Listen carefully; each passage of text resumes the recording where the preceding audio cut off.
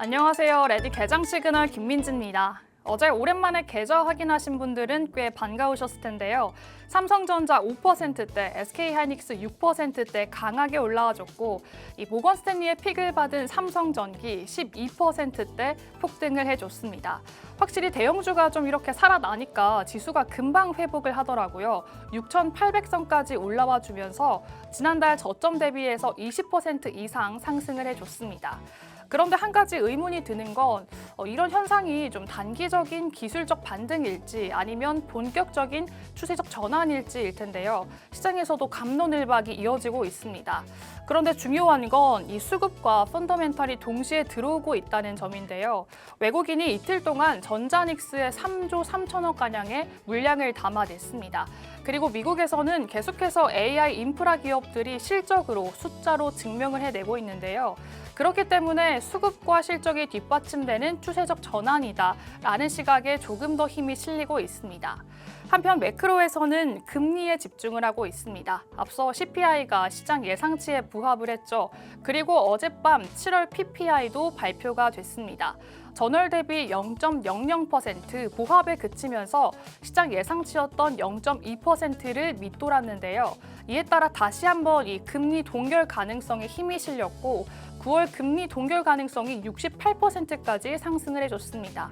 이렇게 물가 압력이 완화되고 또 유가도 하락을 하자 간밤 미국에서는 S&P가 사상 최고치를 경신했는데요. 그중에서도 특히 샌디스크를 중심으로 반도체 다시 한번 강했습니다. 샌디스크가 투자자의 날을 맞아서 강력한 메모리 중장기 전망을 제시를 했고 이에 따라 샌디스크 13% 급등, 또 마이크론 4%, SK하이닉스 ADR은 7%까지 올라와 줬습니다. 이런 미국발 반도체 훈풍 오늘 우리 장에서 어떻게 이어질지 지켜보셔야 할 것 같고요. 지금 프리장에서는 삼성전자와 SK하이닉스도 강한 흐름 이어지고 있습니다. 그리고 오늘 원전 SMR 섹터도 좀 주목하셔야 될 것 같은데요. 차세대 원전 기업인 빌 게이츠 이사장이 오늘 한국을 찾습니다. HD현대랑 SK경영진을 만날 텐데요. 이 셋 이미 SMR 동맹을 맺고 있죠. SK는 테라파워의 2대 주주고요. HD현대는 원자로 공급 협력을 맺고 있습니다. 그렇기 때문에 오늘 추가로 어떤 협력 구체화될지 원전 섹터도 움직임 조금 지켜보셔야 할 것 같습니다. 자, 이렇게 오늘 한 주를 마무리하는 거래일 금요일입니다. 오늘장 그리고 다음 주장 어떻게 대비해야 할지 오늘도 자금이 흘러가는 길목 읽어야겠죠. 저의 길잡이가 되어주실 30년 내공의 세력 차트 전문가 김도준 전문가님과 함께 오늘 차트를 보는 기법부터 자금이 몰리는 테마와 종목들까지 꼼꼼히 짚어보도록 하겠습니다. 그럼 본격적인 시작에 앞서 간밤 미국 증시 상황과 오늘 개장 전 체크포인트 만나보시죠. 안녕하세요. 레디 개장 시그널 캐스터 김민지입니다. 간밤 뉴욕 증시는 물가지표 덕분에 사흘 연속 상승세를 이어가고 있습니다. S&P 500 지수는 사상 최고치를 새로 썼는데요. 금리 부담이 줄면서 시장은 안도했습니다. 그럼 자세한 지수 상황 확인해 보시죠. 세 지수 모두 상승 마감했습니다. 다우존스 지수는 0.13% 오른 53,000선에, 그리고 나스닥은 0.81% 오른 26,000선에, 마지막으로 S&P 500 지수는 0.65% 오른 7,700선에 마감하며 사상 최고치를 새로 썼습니다. 오늘 장을 움직인 건 바로 물가 지표였습니다. 7월 생산자 물가가 전월 대비 보합, 그러니까 한 달 전과 똑같았습니다. 시장은 0.2% 오를 것으로 봤는데 그보다 낮았던 거죠. 그 덕에 연준이 금리를 더 올릴 이유가 줄었다는 안도감이 작용했습니다. 이어서 시가총액 상위 종목 함께 살펴보시죠. AI 관련주와 반도체주가 일제히 상승 흐름 보였습니다. 빅테크의 대규모 AI 투자가 지속될 것이라는 기대가 되살아나면서 최근 조정을 받았던 메모리주를 중심으로 매수세가 유입된 건데요. 엔비디아는 시가총액 1위를 유지하면서 0.54% 상승 마감했습니다. 간밤 뉴욕에서는 반도체 상승의 중심이 엔비디아보다는 메모리와 저장 장치 업체에 있다는 의미로 보이기도 합니다. 2위 애플은 1% 상승했습니다. 3위 알파벳은 0.82% 상승하면서 마감했는데요. 간밤 구글이 새 AI 모델인 제미나이 3.7 플래시를 공개했습니다. 소프트웨어 코딩과 업무 자동화에 특화된 경량 모델인데요. 가격도 3.6 플래시의 절반 수준으로 대폭 낮춘 게 특징입니다. 4위 마이크로소프트도 0.9% 상승했습니다. 금리 기대가 누그러진 만큼 대형 기술주가 고르게 힘을 받았는데요. 다만 5위 아마존은 홀로 방향이 갈리면서 0.8% 밀렸습니다.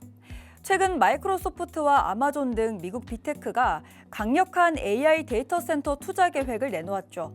막대한 AI 자본 지출에 걱정이 많았지만 시장의 우려가 일부는 완화된 것으로 보입니다.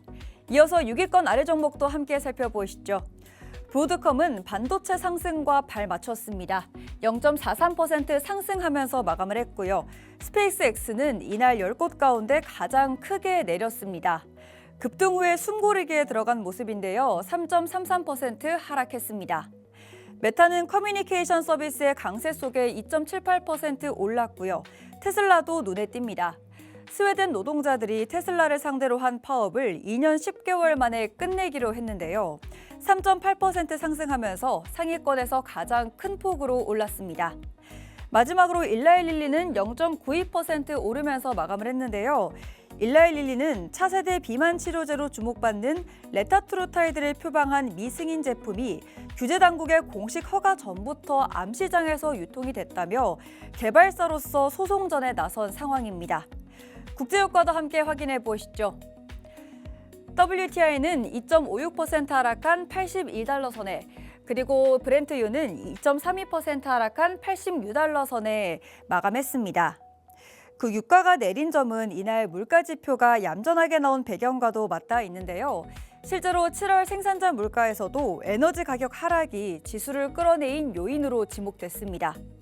금은 시세도 함께 체크해 보시죠. 금과 은은 둘 다 쉬어가는 흐름 보였습니다.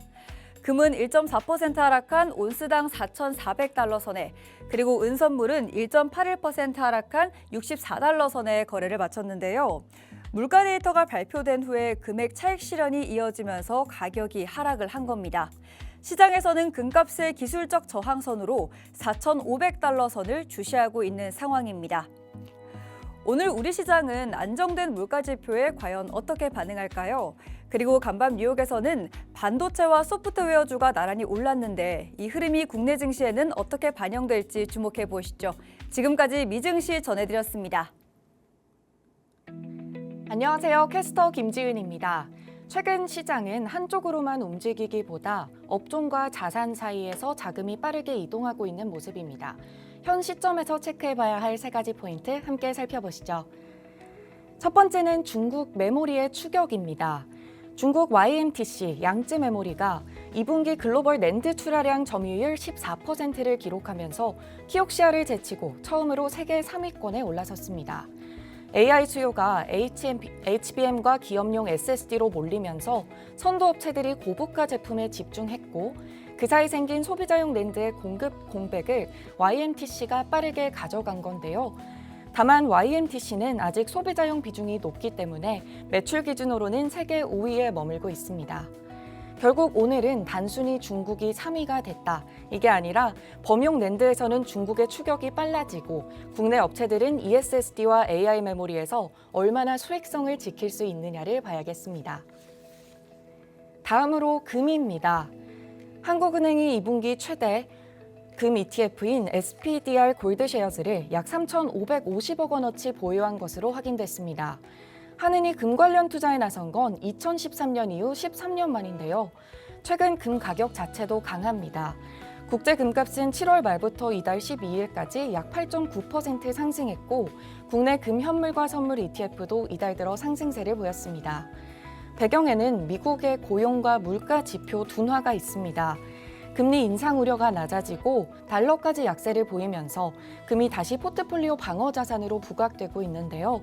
다만 한은이 샀다는 이유만으로 접근하기보다는 앞으로의 미국 금리와 달러의 흐름이 금 ETF의 추가 상승을 결정할 핵심 변수가 되겠습니다. 마지막은 레버리지 자금의 이동입니다.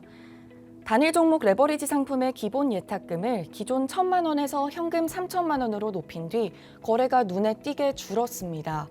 16개 상품의 거래 대금은 한때 12조 4천억 원까지 불어났지만 최근에는 8,600억 원 수준, 고점의 14분의 1 아래로 떨어졌는데요. 동시에 시장 변동성도 함께 낮아졌습니다. 다만 돈이 시장에서 완전히 빠진 건 아닙니다. 일부 자금은 코스닥 150과 2차 전지, 지수형 레버리지 상품으로 이동하고 있습니다.